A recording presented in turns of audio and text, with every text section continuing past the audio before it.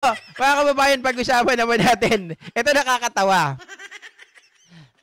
May pahaging ngayon, mga kababayan, si Senator, si Tito Sen, or itong si Tito Soto, nagparinig po kay Bato de la Rosa.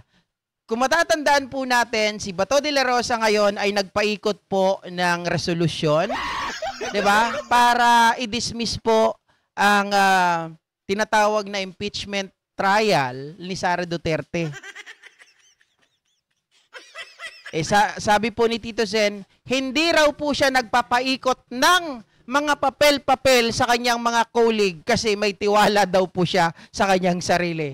Sa mga tuwid, mga kababayan, alam nyo na, walang tiwala sa sarili ang mga nagpapakalat ng papel para lang makahakot ng kakampi. Ayan, pakinggan nyo ang paliwanag nitong si Tito Sen dito po kay Senator Bato. Pulutang ang posibilidad na maghati ng termino sa pagka-Senate President sina Senador Chis Escudero at Tito Soto. Parehong matunog ang pangalan ng dalawa para pamunuan ng Senado sa 20th Congress. Pwede to Pwede to. Sara Magna Kumurakot. Kayo marami kayo naiisip Nangunguna sa balita si News 5 Senate Correspondent Mean Los Baños. Alaka, tita mo na nases. Ngayon ka lang nag-like. Kanina ka pa kasi tawa ng tawa. Joke lang. Naiipit si Senate Deputy Majority Leader Senator J.V. Ejercito kung sino kina Senate President Chis Escudero at Senator-elect Tito Soto ang kanyang susuportahan sa pagka-Senate President. Kapwa niya kapartido sa Nationalist People's Coalition o NPC sina Soto at Escudero. Subok na rin daw ang kapabilidad at kakayahan nila bilang mga leader. Torn in between, no? Malaki pong utang na loob ko sa kay Senate President Soto also because it was during his Senate presidency that I was able to pass 2 landmark legislations. Yan po Universal Healthcare Law and the creation ng Department of Human Settlements. Siya po nag-push talaga sa akin nun. And I owe that much to him. Now, kay Senator Chis, now a Senate President. Nako po. Ano to? Bayad na naman ang utang na loob. He asked me to be Deputy Majority Leader again. And I'm part of the leadership right now. No? And I would say that not to defend or to praise him, but I think the Senate was able to pass a lot of priority measures. Oo. Natanong So ibig sabihin, kapag marami kayong naipasa na batas, you are effective leader. 'Di ba? Gumagalaw yung hindi katulad ng iba diyan, mga kababayan. Ano ang gumagalaw? Puta, pera sa bulsa ata yung gumagalaw diyan Sila Ejercito kung posible kayang magkaroon na lang ng gentleman's agreement o maghati na lang sa termino sina Escudero at Soto. Kung saan Senate President pa rin muna si Senador Chis Escudero habang may impeachment trial kay VP Sara. At saka na mauupong leader si Senador Soto. Nasa sa kanila na po yun. Mas maganda, walang away. Mas maganda, magsama-sama kami. Biro pa ni Senator JV para di na siya malito kung sino ang pipiliin. Oo nga Siguro para hindi ako mator, tatakbo na rin ako sa para hindi na ako mag-isip. Tatakbo rin ako para wala na akong papanigan.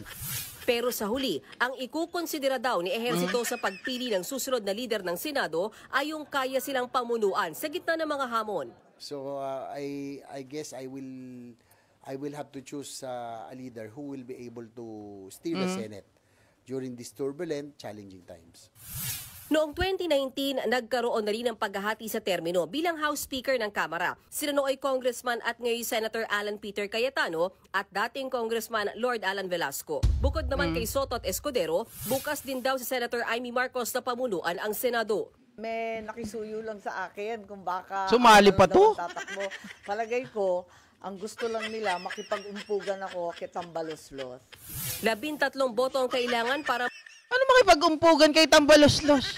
Ano pinagsasabi mo dyan? Ay, may parang timang. Manalong Senate President.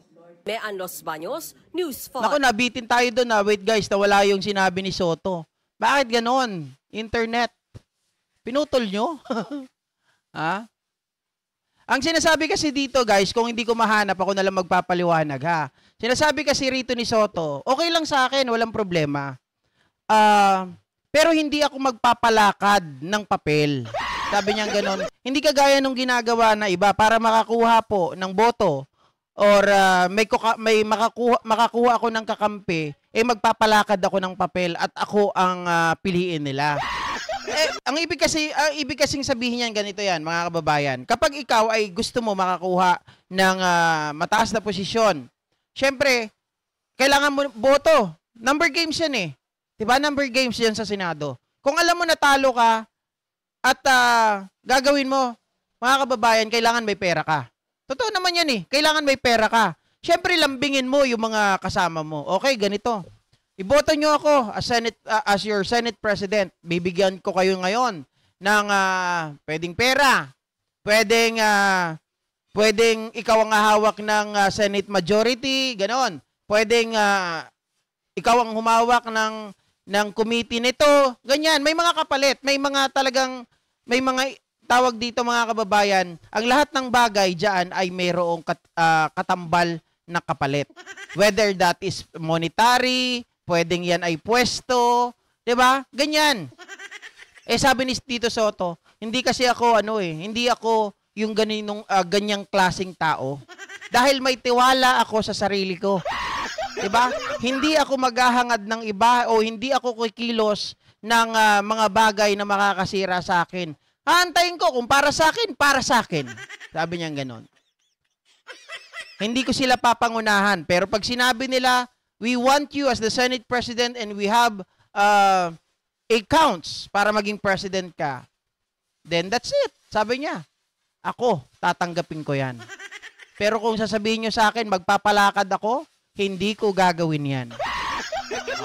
So, mga kababayan, sino ba nagpapalakad ngayon sa Senado? 'Di ba? Alam po natin, mga ka-GP Natics, na talagang, sabi pa nga nung una hindi raw siya ang nagpalakad. Diba? Sabi ni Senator Bato, hindi daw siya yung nagpapalakad. Ito pala yun,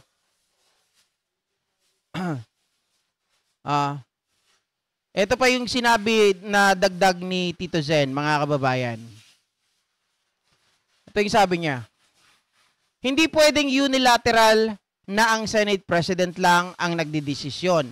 Ito pa yung banat naman niya kay Cheese.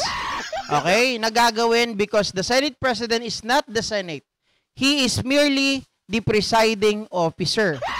Yan yung follow-up question sa kanya. If ever, mga kababayan, na siya ay maging Senate President, at ano daw ba ang nakikita niya dahil sa galawan nitong si Cheese Escudero? Ang sabi niya, ang Senate President, hindi yan pwede na siya lang ang nagdedesisyon. Dapat ang Senado, mga kababayan, ay dapat ito ay para sa lahat ng mga miyembro. At syempre, check and balances dapat yung Senate President. Siya ang magpe-preside whether, mga kababayan, dahil via voting o nanalo ito nanalo, o yan ang susundin natin. 'Di ba? Dapat ganon. Bato, magsama kayo ni Baste, magsama kayo ni Robin, pag-aralan nyo muna lahat ng bagay. Huwag nyo daanin sa mga paglabas-labas nyo ng resolution to dismiss the impeachment trial. Ha? Hindi ka batas. Sabi nga nung isang lawyer, hindi ka nga lawyer nagmamaro ka lang Nagmamarunong lang daw si Bato, mga kababayan.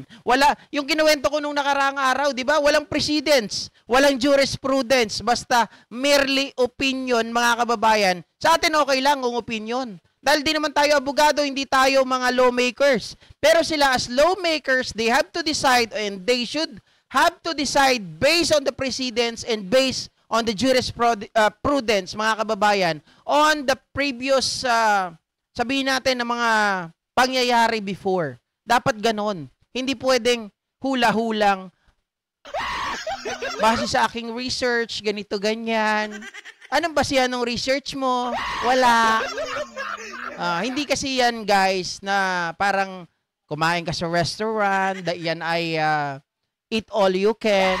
Tapos pag may natira ka doon sa iyong bowl, hindi mo na ubos, pwede mo nang iuwi sa aso mo. Diba? Hindi pwedeng ganon. Ngayon nga pag hindi mo naubos, yung sobra-sobra dyan, papabayaran pa sa'yo yun. Diba? Sinong mas ako o ikaw, Vicente Aporbo? Baka ikaw. Sige nga, laban tayo debate. Si Palaman ang nagpapalakad, Boss GP. Actually guys, si Quezzo, ang nangyayari dyan, siya po ay pinipressure. Bakit kamo? Kasi ang usapan nila, mananatili siya as Senate President. Saan mo naman nakuha yan? That is my opinion. Ang usapan nila, mananatili siya as Senate President pero kailangan iligtas si Sara. Para makuha niya yung votes or majority votes ng Duterte Black, ng PDP Laban Black, 'di ba? At yung mga kaalyado nila. Yun lang yun, guys. Wag na kayong malito pa diyan. Sabi ko nga ang lahat ng bagay ay may kapalit, 'di ba? Sabi ni Jenny Ramos, kailangan ng OJT ng mga yan, Sir GP, kaya nga 'di ba? Buti nga hindi na natin dinagdagan, guys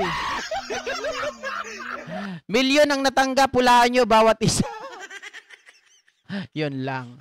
Anyway, thank you so much muli sa inyong lahat, mga kababayan. So, hindi na kayong mag-aalala, hindi na ako muli mawawala. Kahit saan ako pumunta, bibit-biting ko yung mga gamit ko dahil hindi na natin problema. So, whether kahit saan ako mapunta dyan, magsasama-sama tayo basta may maayos na internet. Okay? See you once again, mga kababayan. Salamat muli, buyers. Bye for now. Thank you for coming. Thank you for coming. Thank you for watching also this channel. And of course, mga kababayan, salamat sa lahat ng mga suporta nyo nang walang sawa dito po sa programa. Kahit nabubuisit na kayo sa akin, nandito pa rin kayo. Salamat ng marami, mga kababayan. Thank you. God bless. Go Philippines! Go Philippines! Go Philippines! Go Philippines! Sa silong ng araw, lupang mahalaga, tugong magiting, sa'yo'y alay na. Sa bawat pagsikap, sa bawat hakbang, ang dangal ng bayan, tayo ay manindigan.